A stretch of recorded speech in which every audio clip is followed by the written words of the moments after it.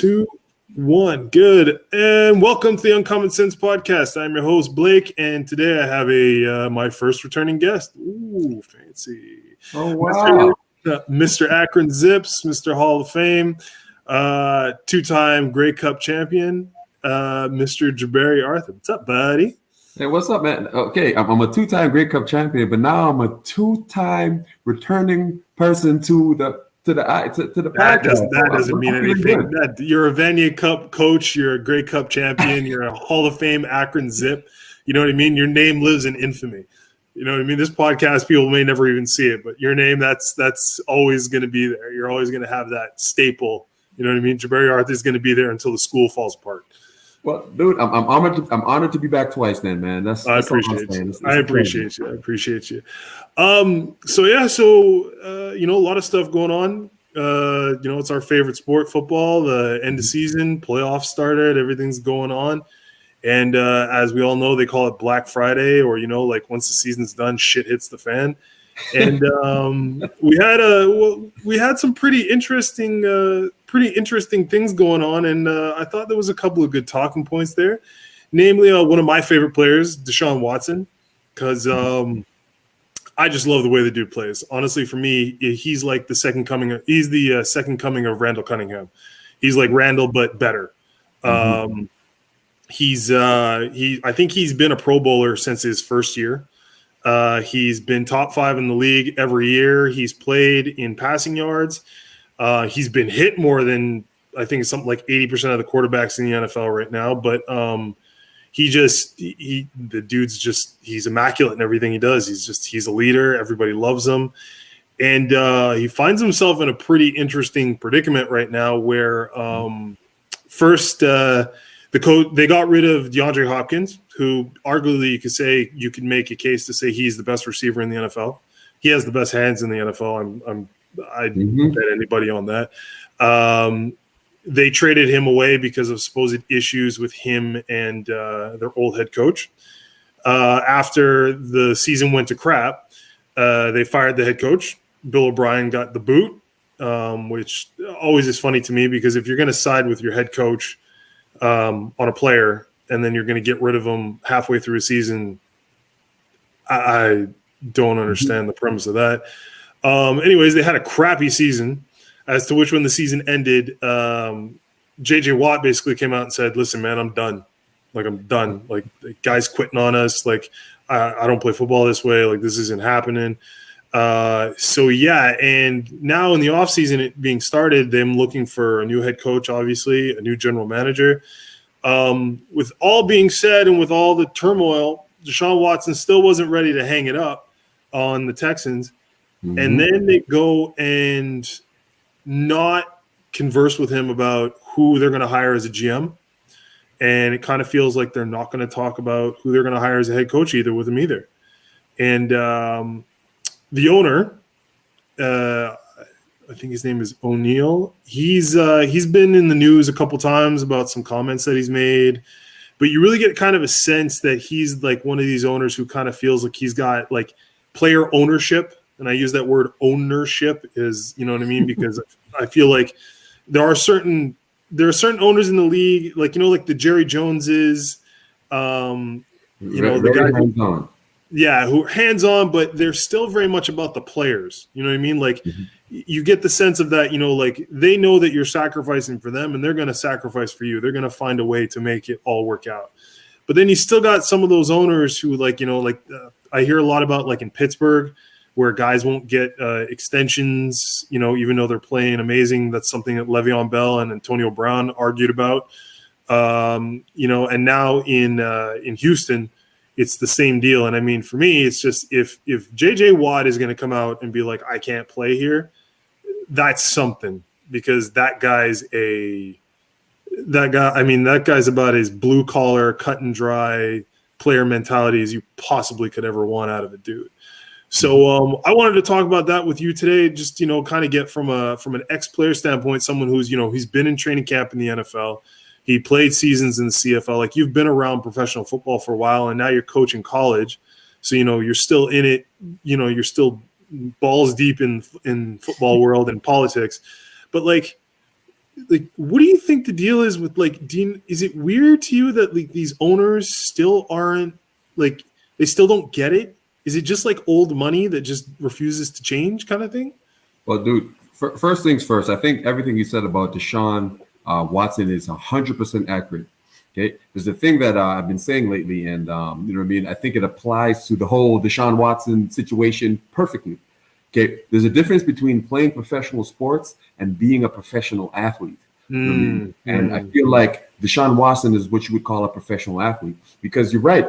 There's, you know, it's common knowledge almost now that he's not very happy with where he's playing. But he hasn't came out and attacked the organization. He hasn't came out on social media and said all this stuff to disrupt what's going on in the locker room. No.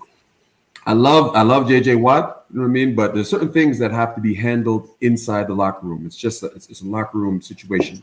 Right. What's going on with Deshaun Watson is, man, like you said, you have to check his pedigree, man. Like, look where he came from. You know what I mean? He came from a winning organization or working in organization in college. He gutsed it out and won a national championship. Deshaun Watson is a winner.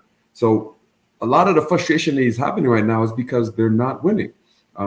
Good football teams accumulate talent. That's just what happens. You know, you take a look at the people in the playoffs right now. They're a talented squad. They got talent everywhere. And now, if you look at what the Texans are doing, they're not accumulating talent. They're getting rid of the best receiver, arguably the best receiver in the NFL. Got rid of him. made Kyler Murray look like a god. Look like a god. Yeah, when in doubt, I don't know what to do. Throw it to Hopkins. Hope it gets there. What's the read on this play? Throw it to D-Hop. You know what I mean? That's it. So basically what happened is with Deshaun Watson, you took away his comfort blanket. You know what I mean? Right. Like, let's keep it real. Every quarterback has that, oh, shoot, what do I do? There's a guy that he throws the ball to because he feels comfortable with it. You took that away. They got rid of Vanian Clowney. He's gone as well. Yeah. And then they, like you said, they fired the guy who did all these moves. Yeah, like they fired Bill O'Brien and just said, okay, well, yeah, no, like it's not working. You're out. Like, yeah. So basically what Deshaun Watson is doing is he's asking himself, what in the world is going on here? Okay. I'm about winning. And from what you guys are showing me, you guys are not about winning. You're allowing other factors to come in. You know what I mean? Like, he obviously Deshaun Watson was very strong about the social injustices and stuff like that, and he just wanted a fair opportunity for a coach of color to, not necessarily, you don't need to hire him, but at least interview him. That didn't happen. So Deshaun is like, man, you guys are showing me on every single front that we're not in accordance. This is not going to work. Okay, I want to zig and you guys want to zag. So what you guys want to win is not what I want to do to win. So he's being a professional athlete, man, because he saddled up. Man, what did he do this year? Just the second highest quarterback rating in the history, or second highest quarterback rating of his career. Something amazing. He led the league in passing. On a team, like he had, what's his two top targets? Brandon Cooks and what's the light skinned dude's name? That's my point. We don't even know their name. He's really good though. I just crap. I forget his name now. Not Fells. And his tight ends are just whatever. They're nothing spectacular. It's just two big tight end dudes. But with no running back, like he wants to win. And Houston right now is not showing that they're trying to. They're just not on the same page.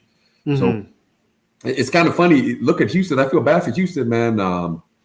James Harden just got up out of there. He's like D-Hop got up out of there. Yeah. So now, looking back at poor Deshaun's like, man, what's going on? Everybody's leaving Houston. There's an exodus, so to speak. And I think, unfortunately, he might be the next one on that train. And it's not because he's not playing good football or no, that's it. Contract is absurd. It's just that, man, he wants to win, and you know how it is, man. What's that movie? He's like, "Show me the money."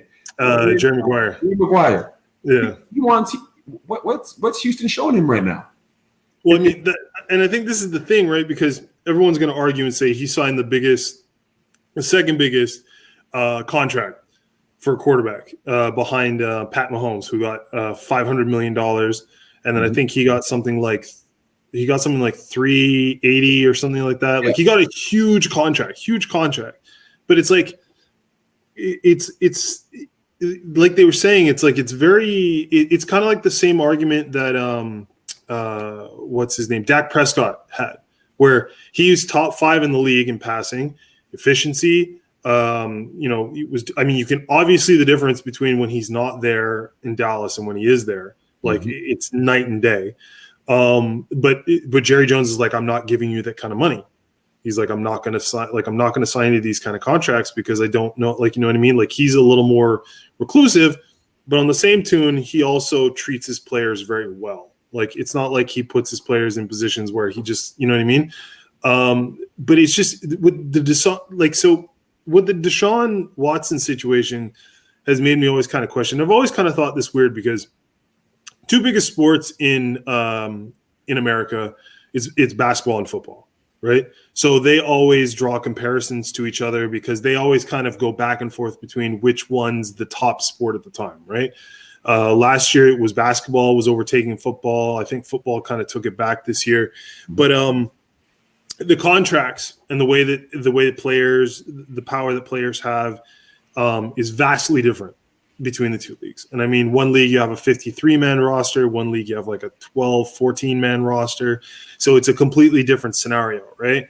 But the argument has always been like, should players have a little more kind of say as to who gets brought in, who's coaching them? Because the argument always is, or at least like what you see, like Urban Meyer this year is going to be coaching the Jags, right? And you're talking about a guy who is a class act at coaching, coached at one of my favorite schools, Ohio State, is going to come in there. But the situation always is with those college coaches is, are they going to be able to deal with grown men, or are they going to try to treat them all like children? So it's like, how, you know what I mean? So like what's the feeling, you been in professional locker rooms, like what's the feeling amongst players when there's like, I don't know if you ever run a coach that you didn't like, or someone who you weren't cool with, or, things changed and you were like, well, why didn't they just kind of come to us and ask us like what our situation is? But what's like the feeling when things happen that you feel that are kind of out of your control? Well, the funny thing is that I understand that, there is a difference of professional sports and college level sports and so forth and so forth. But the thing that's most important, no matter what sport it is, no matter what level it is the relationship coaches have with their players. Right. I feel as if that is the most important thing. When you talk about coaches and players being an extension of their coaches and leadership determining attitude and stuff like that, and it always goes top down. I think that's what they're referring to. It's the relationship. Hey, and it goes both ways. It's like this. You're a dad, you ask family what do you want to eat? Okay, what are you going to have for dinner? They put their suggestions in. Hey man, we want to go to, we want spicy food, we want Italian, we want whatever it is. But at the end of the day, you got all the veto power. Man, hey, look, I understand that you guys want that, but I'm not driving 45 minutes to get this. I'm not walking outside in the cold to get this. You at least consider their opinion or their desire, right? At the end of the day, you still have all the veto power. I think that's what's when you say as far as should players have a say in who coaches and just like that, at least respect their opinion. I'm not saying they have to make the decision, but ask JJ Watt, what's the problem in the locker room here? Okay, well, we need a coach who is a leader. We need someone who's defensive minded. We need this and that, and then take that in consideration when you're deciding, because at the end of the day, they are the owners, they are the management group or the administration, whatever. They have all the veto power. But if you want a good relationship, respect, going back and forth, two-way street, at least consider what the players or the guys that you trust in the organization, what they think should be, who should fill the coaching void, so to speak. And if I was Houston, the two faces of the franchise is easily J.J. Watt and easily Deshaun Watson. 100%. Hey, man, bring those guys in the office, man. Hey, look, man. Yeah, I need you to sit down here. Go ahead, sit back up. We're going to drink a little Merlot, and I need you to tell me what type of environment. What are we missing? Right. Winners, we want to be winners. What are we missing? Right. So, I think that's what the issue is, man. Yeah, it's just weird because you look at Adam Gase, who was coaching the Jets, right? Mm-hmm. I mean, he had a reputation for being impersonal. Guys weren't really, guys don't take to him because he doesn't really talk to people. He's not I think he's more of a cerebral coach than he is like a personal coach. And it's like, I don't know if you remember Chip Kelly. He used to coach, I think he coached Notre Dame, but he was the same way, like very cerebral guy, super smart, but had no personal skills. So guys really didn't know how to deal with him. And I think, like you said, when you get to the professional level, I think that it's a huge factor as to whether you can lead. Like, it's a difference between leading boys and leading men, because I think when you lead men, you got to lead like example. Like, there's no it's not by luck that guys like Sean Payton, my favorite coach right now, Andy Reid. Like, the fact that Andy Reid has had I think he said he's had something like a top 5, top 10 offense since, I think, for like something like the last 15 years he's been coaching, like wherever he's been. And you listen to guys talk about Andy, and nobody ever has a bad thing to say about him. Like, everybody just talks to him. Everybody talks about him like he gets it. He knows how to be around his players. And even now, like, look what he's done with Pat Mahomes. Like, you could say Pat Mahomes is just a naturally gifted, dude who can just do it all. But like, the fact of his coaching and the ability for them to augment the offense to what he does well and not overload him too fast so that he could be successful early, I think is just like a testament to like look at what they've done with this guy. Like, look what he's made. He's turned this kid into the best quarterback in the NFL right now, like, pretty much. I'll tell you this, man. I'm a huge, as you know already, man. I'm a huge Philadelphia Eagles fan. Andy Reid, of course, here for a long time. Yeah. As much as I love Donovan McNabb, I'm sorry for your team, by the way. Okay, quarterback that Andy Reid made into a really great quarterback. Yeah. You know what I mean? Andy Reid has this ineptability to just get the most out of players. And it's very evident he has a very good quarterback who's now turning himself into an absolute, franchise dream quarterback in Kansas City. You know what I mean? So that's Andy Reid. It's funny. As you said, man, there's nothing wrong with being like a cerebral coach and not necessarily be able to communicate and have jokes with your players. But, you know what I mean? Your relationship with your players have to be good nonetheless. You know what I mean? Right. What I'm saying is you don't have to go on and be all jokey and ask them, how everything's going and this and that, blah, blah, blah. But they got to understand that, hey, this is the way I am. It's not personal. This is the way I operate. If you guys can get on board, it's going to be great. I mean, if you establish those things early, that's part of the relationship. That's part of the communication that happens. So there's nothing wrong with being a cerebral coach. No, because you look at a guy like Sean McVay, who literally has a photographic memory. Like, you can ask him questions about like plays from 3 years ago and he'll remember every detail. Like, but he has a relationship with his guys. I think that comes from his youth, that he's relatable to all these dudes now. But it's always striking to me because football is obviously, listen, football is a team sport and there's a lot of guys who come in and come out, just from injury or, football's always been that system of next man up. Like, you don't do your job. Okay, cool. We bring in somebody else who does it. But just that, stories like this where you see a guy who's at the top of his game, who never is talked about in the media. Like, we're not talking about someone like, I'm trying to think like a quarterback who's like a dick a little bit.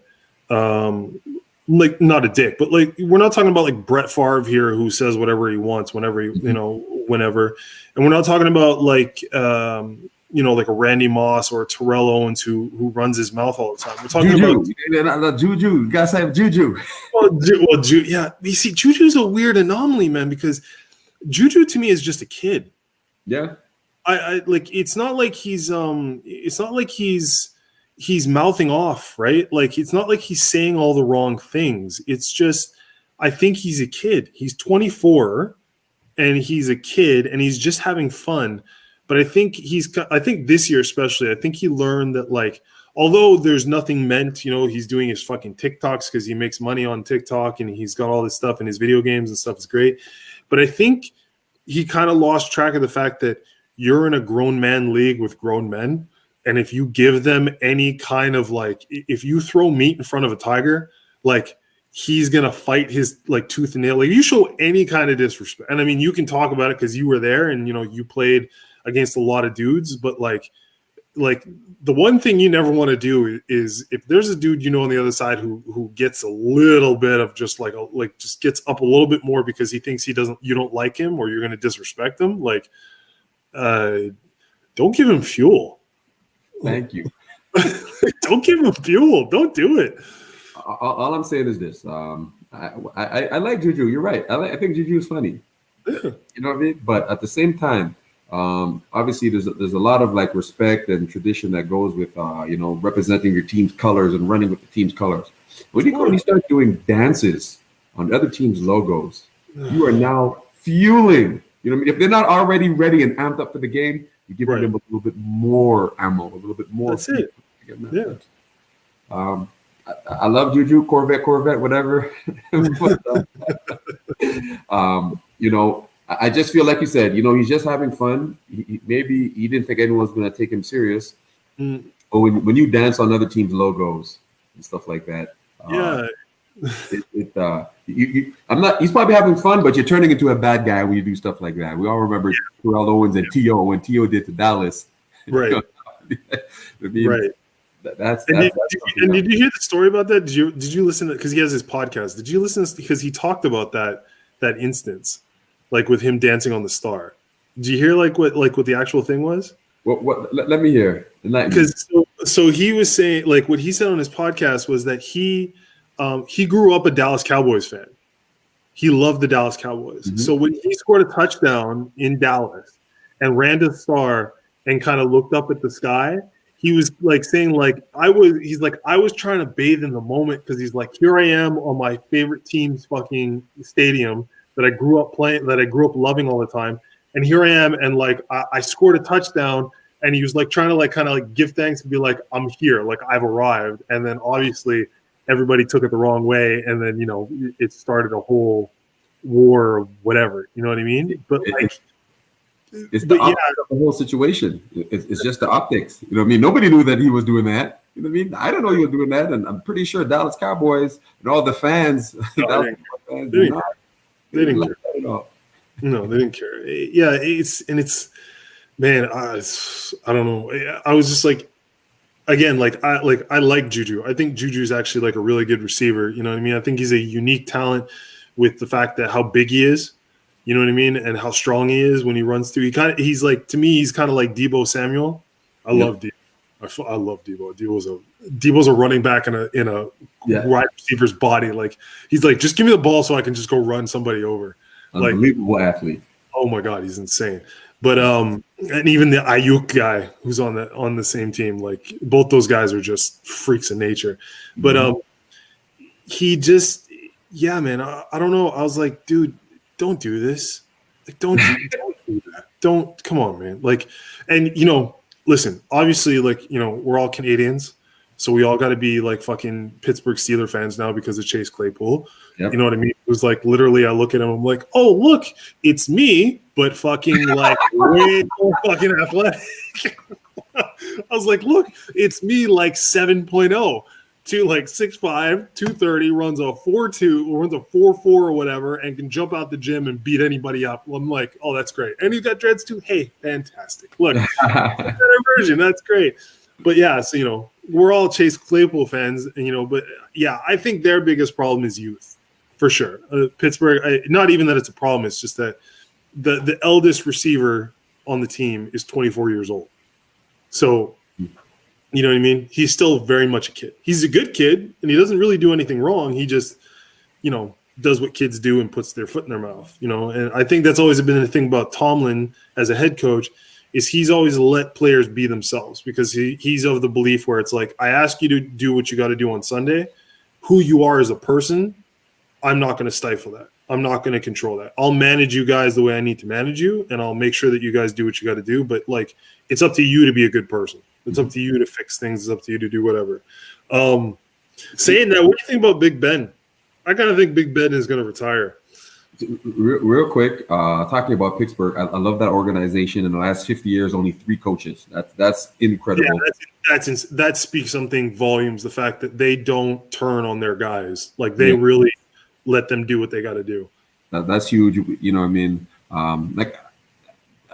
There's not enough I could say about the Pittsburgh organization. Even though I'm a huge Philadelphia fans, and I refer to Pittsburgh as another Pennsylvania team. Especially with what happened in Philadelphia, I'm still a little upset about that. By the way, I'm very mad at your Eagles. Yeah, that's a whole different story. I'm very mad at your Eagles. But very mad.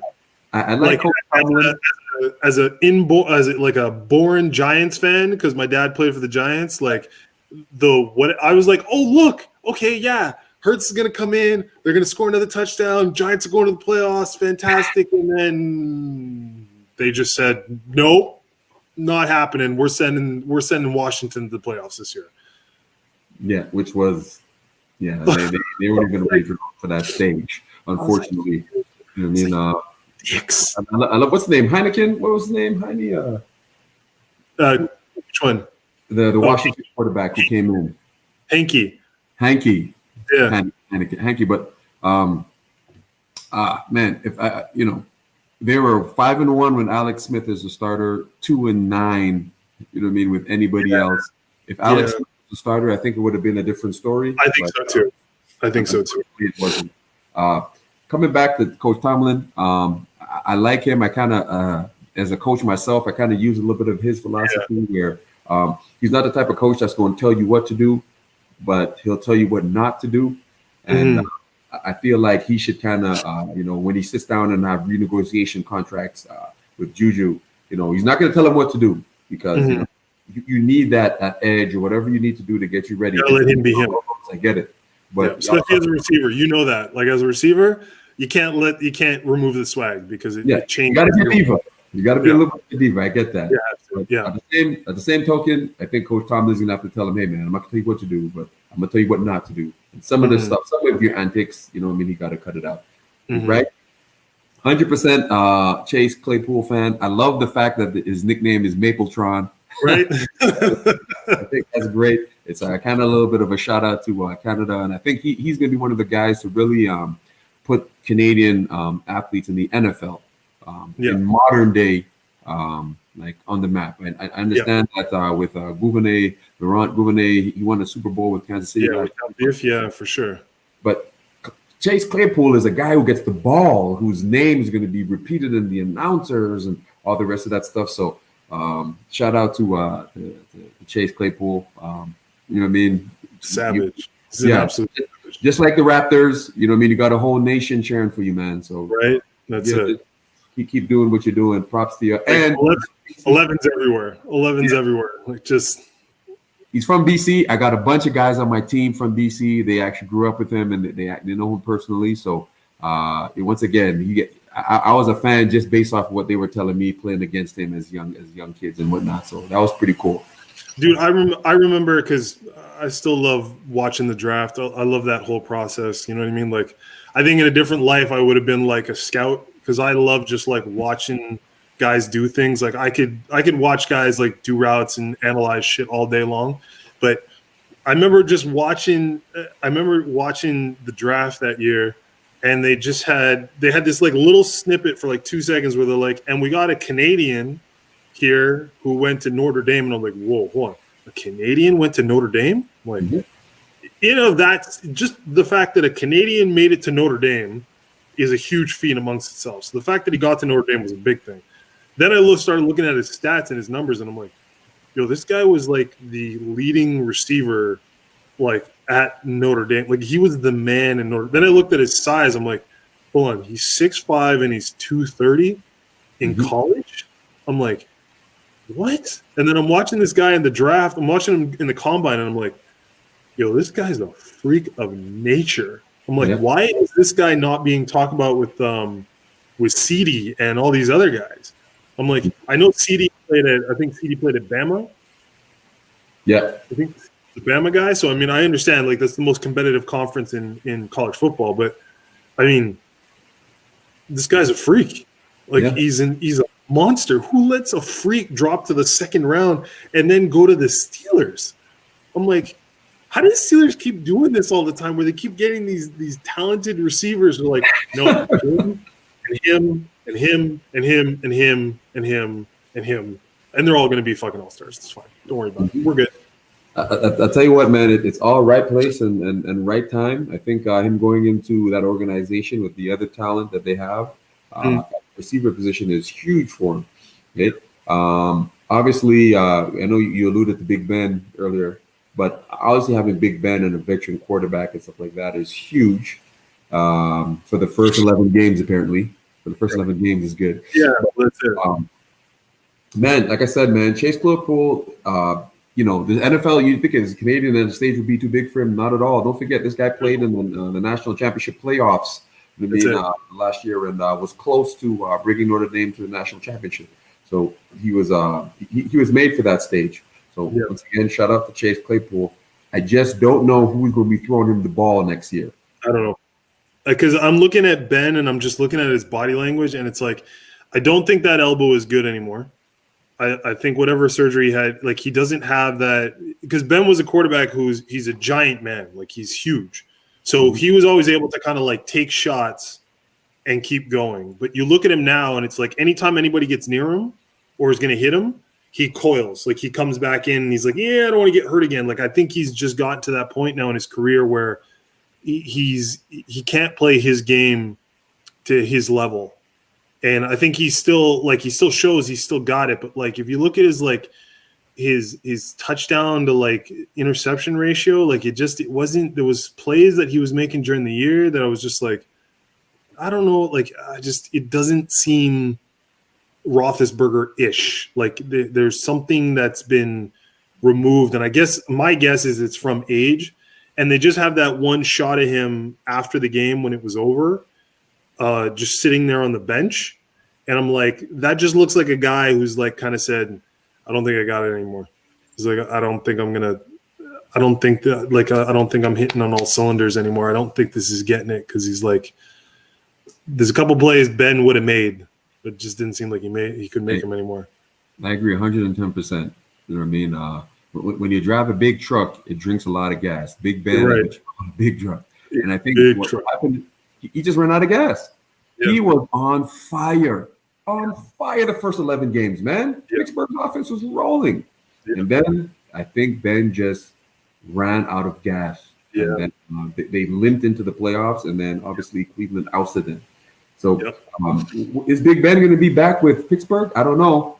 I think he's commanded to get $41 million next year. I don't think they'll resign him for that. $41 million for a quarterback who threw, what was it, 4 interceptions last game? In the last game. Yeah.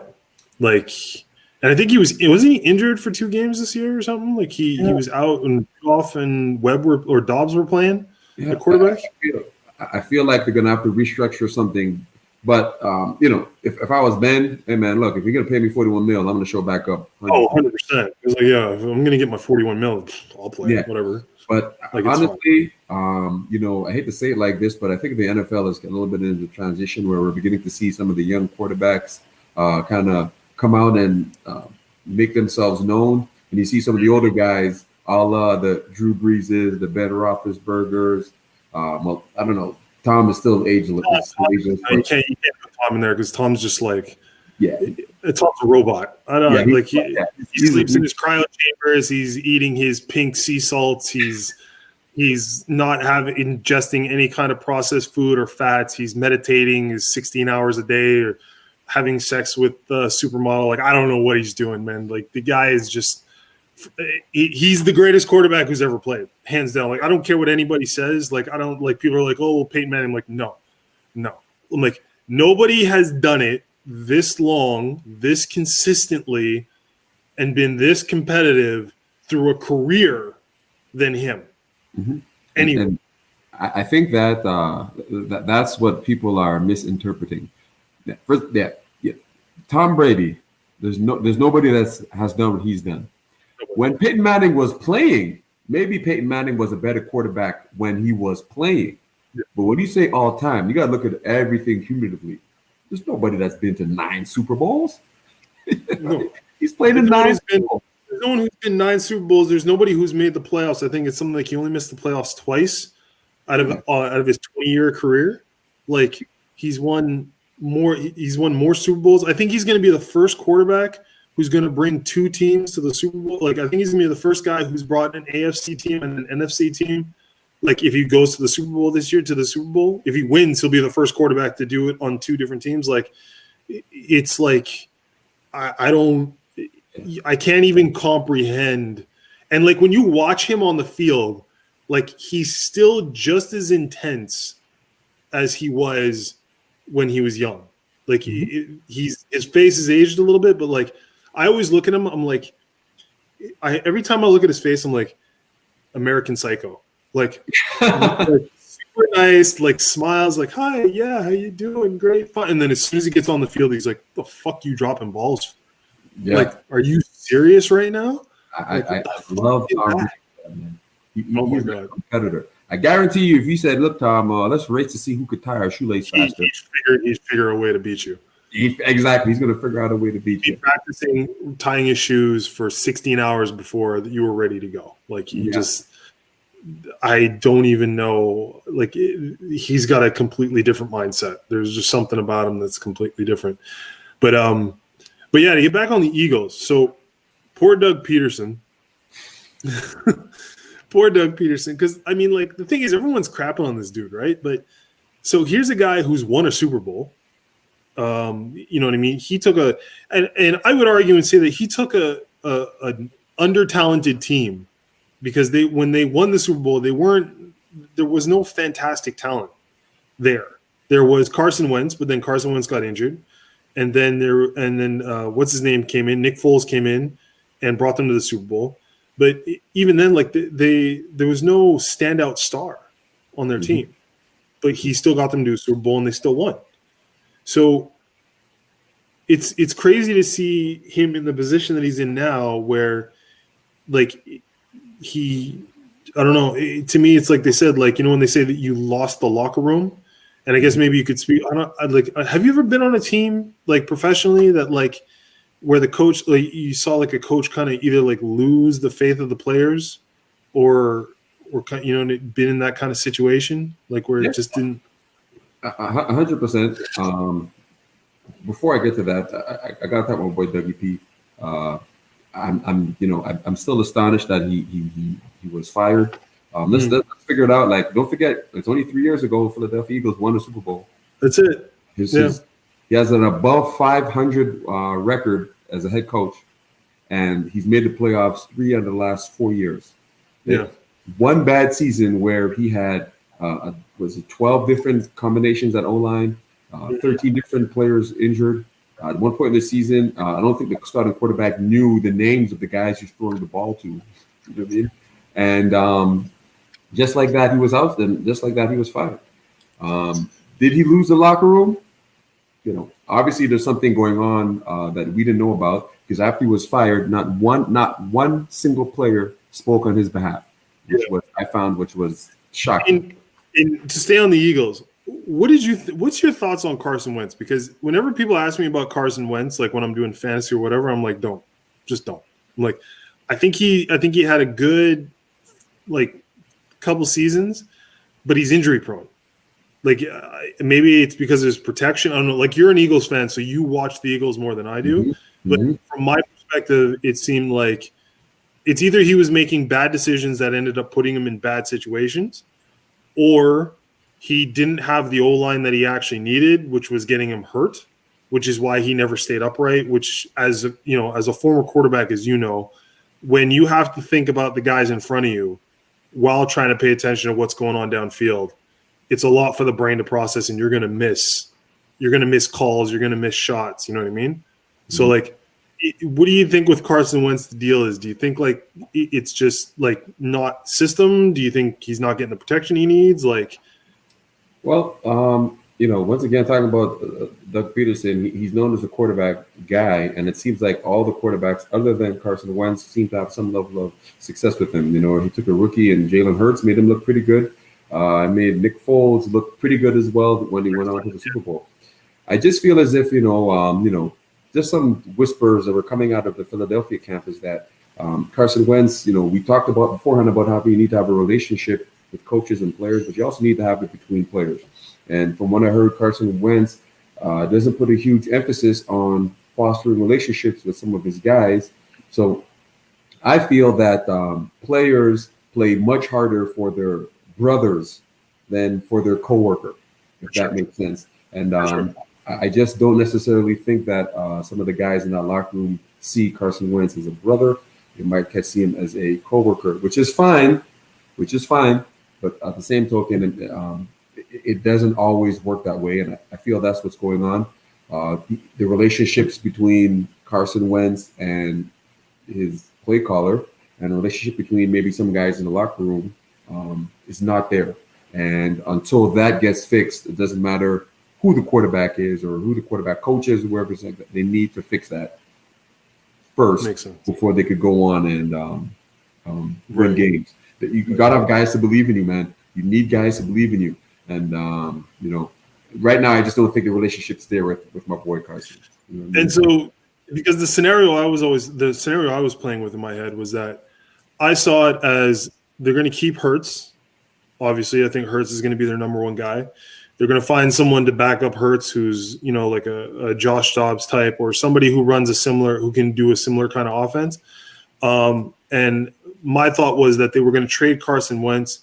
And funny enough, I thought one of the places that Carson Wentz would probably go would be Pittsburgh, because I think he could be like another. He's Big Ben-ish in certain respects, like tall guy, broad guy, throws a good ball, but likes to be in the pocket. You know what I mean? But I see him and Ben as close similarities. So I was thinking that could be a good possibility of having a guy like that in that system. But do you think they get rid of Wentz, or because they've said, well, we're going to try to make it work with the two quarterback system, like they were going to pull like a New Orleans system where Breeze is in sometimes, and then you got what's his name, and then you got my boy there who comes in as a stud and plays Hill, who comes in, Tyson Hill, who comes in and plays as a freak. That's another guy. Like that guy on himself. We'll talk about him in a second. But for the Eagles, do you think they get rid of Wentz, or do you think they keep him and try to work with him? I've gone on record to say this, that that big contract that he signed, it shows that the Philadelphia Eagles and Carson Wentz are married. They're married. I just feel as if, you kind of look around the NFL, if they were going to fire Doug Peterson, they probably should have let their GM go as well. Because, he's only drafted one Pro Bowler in the last 5 years, which happened to be Carson Wentz. But if you just look at the history, he's left a lot of talent on the board. A la DJ Metcalf, a la the Jefferson receiver out in Minnesota. Safety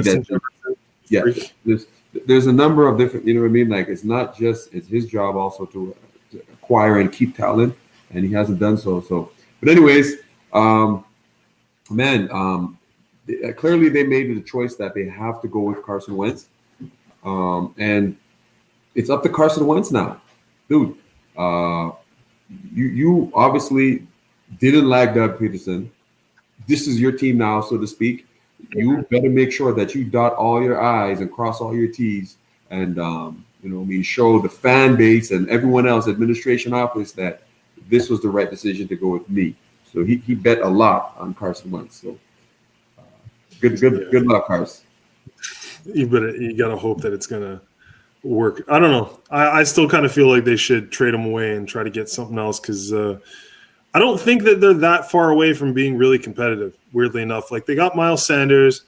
They got what's his name? Deshaun Jackson, who like I know everybody forgets about him, but like he played I think 2 games this year. Both games he had 60+ yard touchdowns. Yeah. Like he still weirdly got something, you know. By the way, which is a crazy stat about Deshaun Jackson, all-time leader in NFL history. Now this is above Jerry Rice, above Randy Moss, with 50+ yard touchdowns. Ridiculous. It's Deshaun Jackson. Basically, like if he catches it, you can't catch him. Like, Yeah, he's gone. Goodbye. He's gone. He'll run everybody on the field. Like that's just what it is. I think, like you said, should they trade Carson Wentz?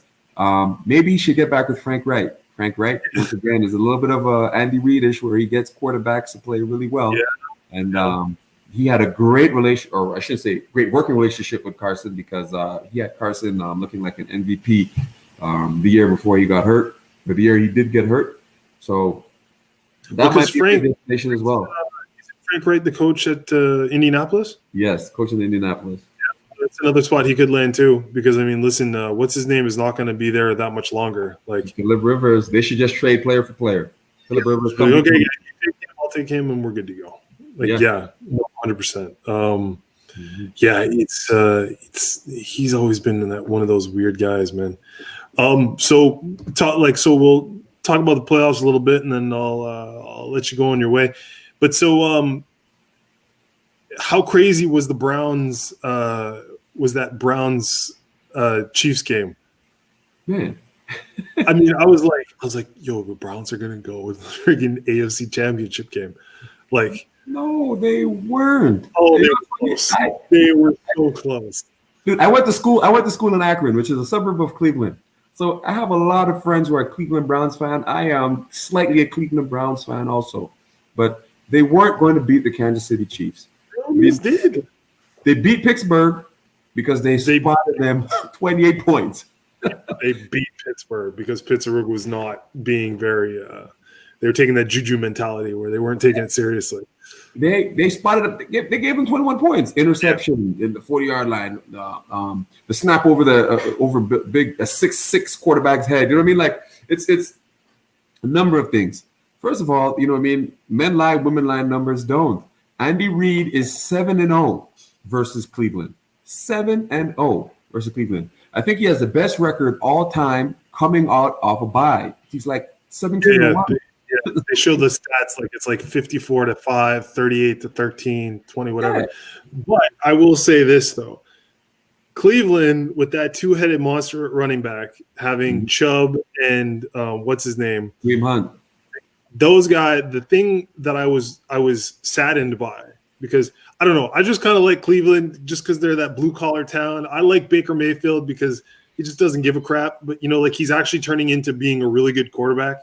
Like he's got a system that works for him now. So, but what really bugs me about Cleveland is you probably have the most talented duo of young running backs who are still like you could argue say in their prime of running. And you're throwing the ball 5 wide, like all over the place. It's like, can you just put the ball in the kid's hand and just let them run it down the field and waste the clock so that Pat Mahomes has to throw 60-yard bombs to fucking Tyreek Hill to win the game, not let him methodically march down a field and throw Tyreek Kelsey, reverse to Harden, Tyreek Kelsey. Oh, wait, hold on a second. We've got what's his name? We got Le'Veon Bell in the backfield. Hey, guess what? Here's the ball with Levy. Okay, yeah, now you're screwed. Now I'm gonna go run 20 yards. Yeah, go screw yourself. Like you can't stop us. Yeah, but I mean, that's it, right? Like we all look at Kansas City and say, like, dude, Kansas City they're a monster. It's an absolute like monster of an offensive team. There's too many targets to control anything that's going on in that team. Mm-hmm. But the thing that's amazing, at least from when I was watching the game, is that you got a Cleveland defense that's sticking with them. They're doing better than a lot of other teams did against Pat Mahomes. And if you take away the stupid move by Higgins to try to reach for the end zone and give him that penalty because that guy headshotted him, you're not going to tell me Sorensen did not try to take his head off like head-to-head contact there. But like either one of those situations, like that's a completely different scenario. And I mean, I guess you could say that about any football game, whatever, but it's just, it's it was so close, man. It was so close. You're 100% right, but if is still the biggest word in the 100%. English vocabulary. 100%. And I'm not gonna. Yeah. you know what I mean? If Patty Mahomes doesn't get hurt, yeah, if he doesn't get a concussion, for sure. Do we say? Are we sitting here saying the game's close? Are we? You know what I mean? Because he threw for 255, and in 3 quarters, he was on his way to another 400-yard game without even breaking a sweat. Yeah, full command of the offense. You name it, the whole nine. So who knows? And you're right. That play, that fumble, right at the goal line there. I guarantee the NFL is going to go back and review that rule as far as that wasn't even the rule. It was the call. Like, if the ref went back and because that's an end zone play, so they got to come back and look at it anyways. Like, I know they can't go back, and they can only review the touchback. Mm-hmm. They can't review the other part. But I mean, I guess maybe because it happened so fast that the line judge is watching it and he doesn't. Maybe from the angle he was at, he didn't see the helmet to helmet. But I'm like, yeah, I agree with you. I think that you need to be able to put that in some kind of rule because, dude, he speared him.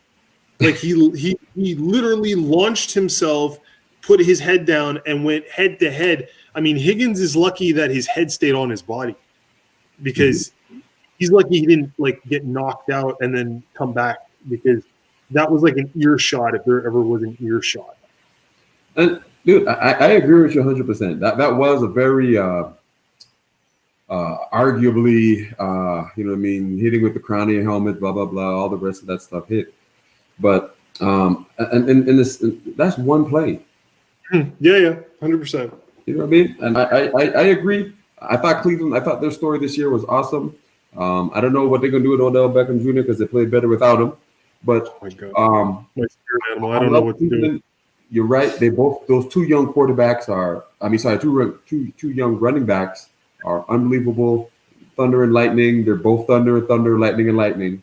You know what I mean? Because they're both incredible. They were this close to being the first team to have, I think the 7th team. I'm not entirely sure. I got to go back and check the numbers. But having 2,000-yard backs, which pure runners, yeah. Like insanity. Yeah, there would have been a 7th team because I feel like Michael Vick's done it with work done, and Lamar Jackson has done it the last 2 years where they had a 1,000-yard rusher. So I think it might have been the 7th combo, but.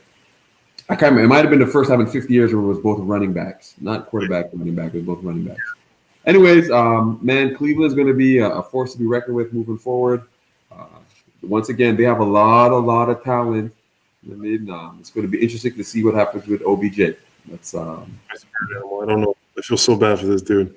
I feel so bad because I love this guy, and the thing is, I listen to him talk a lot because he's a really good guy. That's what always kind of pisses me off about the NFL because the NFL does it more than any other professional league, but they love to vilify certain players to kind of make their stance on whatever they're doing, and they've turned him into, at least in the eyes of the media and the fandom, they've turned him into a dude who's super emotional. He puts himself first. All this kind of things, but when you watch his personal, his personal social media, or you listen to the things and read the things that he does in his community, or how he helps other receivers and all this kind of stuff. He's a really good guy. He's a really good dude. He wants to win, and he's so goddamn talented. You know what I mean? I can understand his frustration. And the thing is, when he got to Cleveland, I listened to an interview he had, and he's like, I'm with my best friend. He's like, you rarely ever get to. He's like, I played high school with Jarvis. I went to LSU with Jarvis. I'm playing professional football with Jarvis. He's like, we're boys. We're brothers. We're so close because they kept trying to egg him to be like, well, what about if you don't get the ball? He's like, I don't care. He's like, if Jarvis eats, he eats. If I eat, I eat. I don't care. He's like we just want to win football games. I feel bad that he got injured again because it was just it's he got injured just at the time when they were starting to figure out what they were going to do. I mean, I agree and disagree at the same time. I think that's great. OBJ, I love everything that he's done. That three-fingered catch is spectacular. But there's also a little bit of baggage that comes with him when he's punching the kicking posts and yes, you know what I yes, mean. He gets taking pictures of or gets caught with models with yes. illicit drugs and pizza in hotel rooms and stuff like that. I mean, there's a lot of stuff that come with him, but it's unfortunately he did get hurt. I felt like the beginning of the season they were trying to force the ball to him, and just when they figured out, okay, well we could do this, Yeah. that's when he got hurt. So, like I said, it's going to be interesting to see what happens with him next year. He's going to have to, you know what I mean, uh, be one of those guys who's going to be like, hey, you know what? I better steer the course here. If I want to stay with my best friend, you want to stay with Jarvis, I better kind of steer the course here. And it's going to be 100%. interesting to see because they made a long, deep playoff Commitment. run. Yeah. He wasn't And there. they did that. He wasn't there. Yeah. So I think he'll play second fiddle to Jar. I think he'll play within that system because that system benefits him the most. Like when you look at his most productive years, were the years when he was on the Giants where they were doing that exact same offense. Like it was all play action. That was always the thing with me that I was always so perplexed with when it came to him was that people kept trying to change the offense to get him the ball. I'm like, where he thrives is when you play in that play action system. Get a good running back, and then before you know it, the dude runs a double move, and then he's wide open. Yeah. And there's nothing you can do about it because he's going to catch the ball over anybody. I don't know. Yeah. I'm an OBJ fan, but he's going to have to steer the course because, as we talked about before, football is a great job, but it's a terrible business. It's a great job. He'll be playing with his friend, but it's also a terrible business if you're not doing everything. If you're not producing. Real quick before we got to go, who do you think is going to win AFC? Who do you think is going to win NFC? And then who do you think is going to win the Super Bowl? Well, if you ask me this question and I get to look into the future, is Patrick Mahomes playing? If Patrick Mahomes is playing, then Mahomes is going to another Super Bowl. I think that's Super Bowl. Yeah, he's the biggest X factor. Him and Andy Reid is incredible. If he's not playing, then man, the Buffalo Bills is a really good football team. They've got momentum. I think 7 straight now over the last couple of weeks. They're going to be a problem to deal with. So depend if Patty Mahomes is playing, hey man, the Chiefs going to another Super Bowl. If he's not, well, I don't know. It makes things a little bit more interesting. I'll tell you this, I think it's a great matchup. Once again, and the AFC is 2 young quarterbacks, and the NFC is 2. I guess you could say I wouldn't say geezers. It's the 2 seniors. It's 2 old men. Seniors. Yeah, that's a great way to put it. But man, I think Tom Brady is the greatest quarterback of all time. Yeah, for sure. Definitely think Aaron Rodgers this year is just a tactician. Just incredible. He's playing lights out, man. So with all the factors, everyone being healthy, I don't think there's an answer for Aaron Rodgers, and I don't think there's an answer for Patty Mahomes. Personally, for me, I think it's going to be Buffalo and Tampa. So we're going the opposite, aren't we? Yeah, I really think it's going to be Buffalo and Tampa. Just looking at, again, Patty Mahomes, right now, best quarterback in the league, bar none. Even coming off a concussion. I mean, listen, you've had a couple of concussions in your career. You know what it's like to have your head rattled the first time. I think it's going to shake him up a little bit. I don't think it's going to be a serious thing, but also I don't think their defense has a way to stop that tandem of Josh Allen and Stephon Diggs. I think Stephon Diggs right now is just he's a savage. There's nothing you can do to stop him. He will find a way to catch a football every single game and make a play that is going to change the way the game goes. And their defense is sneaky good. It's sneaky good. They got some good linebackers, some good corners. They know how to play well. I just feel like they just got this momentum that even if Mahomes and stuff comes out, it's still going to be a hard thing.